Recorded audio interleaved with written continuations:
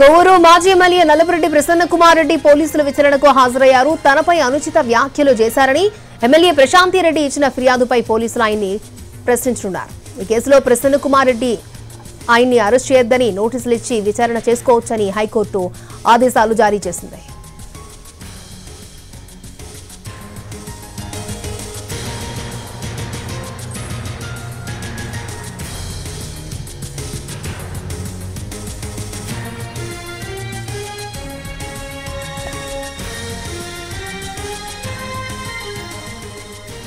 కొవ్వూరు మాజీ ఎమ్మెల్యే నల్లపురెడ్డి ప్రసన్న కుమార్ రెడ్డి పోలీసుల విచారణకు హాజరయ్యారు.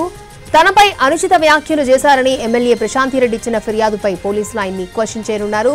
రైట్, ఆయనైతే విచారణకు హాజరయ్యారు. పూర్తి డీటెయిల్స్ మా ప్రతినిధి వెంకట్ మనకి లైవ్ లో అందించడానికి సిద్ధంగా ఉన్నారు. వెంకట్, తాకట్లో ఉన్న మీ బంగారం నమ్మి కష్టాల్ని కాంపౌండ్ వాల్ దాటించే one and only solution prime gold hub మాత్రమే. కాంటాక్ట్ 8499938881. జస్ట్ కాసేపటి క్రితమే కోవూరు మాజీ ఎమ్మెల్యే నల్లపురెడ్డి ప్రసన్న కుమార్ రెడ్డి విచారణకు హాజరయ్యారు. ప్రస్తుతం మనం నెల్లూరు రూరల్ డీఎస్పీ కార్యాలయం వద్ద ఉన్నాము. రూరల్ డీఎస్పీ ఆఫీస్లోనే జస్ట్ ఒక 5 నిమిషాల క్రితం ప్రసన్న కుమార్ రెడ్డి లోపలికి వెళ్లారు. ఏదైతే కోవూరు ఎమ్మెల్యే ప్రశాంతి రెడ్డి వేమిరెడ్డి ప్రశాంతి రెడ్డిపై అనుచిత వ్యాఖ్యలు చేశారనే ఆరోపణల నేపథ్యంలో ఆయన పైన దాదాపు ఈ నెల 7వ తేదీ కేసు నమోదైంది. ఈ కేసు విషయంలో 22వ తేదీ ఆయనకి నోటీసులు జారీ చేశారు. విచారణకు హాజరు కావాలి, ఏ సందర్భంలో ఏ ఉద్దేశంతో ప్రశాంతి రెడ్డిపై అనుచిత వ్యాఖ్యలు చేశారనే దానిపైన పోలీసులు వివరణ తీసుకోబోతున్నారు. అయితే ఈ కేసుకు సంబంధించి తనను అరెస్టు చేయొద్దంటూ ముందుగానే ప్రసన్న కుమార్ రెడ్డి హైకోర్టులో బెయిల్ పిటిషన్ వేశారు. యాంటిసిపేటరీ బెయిల్ అప్లై చేశారు. దానిపైన కోర్టు కూడా కొన్ని తీవ్రమైన వ్యాఖ్యలు చేసింది.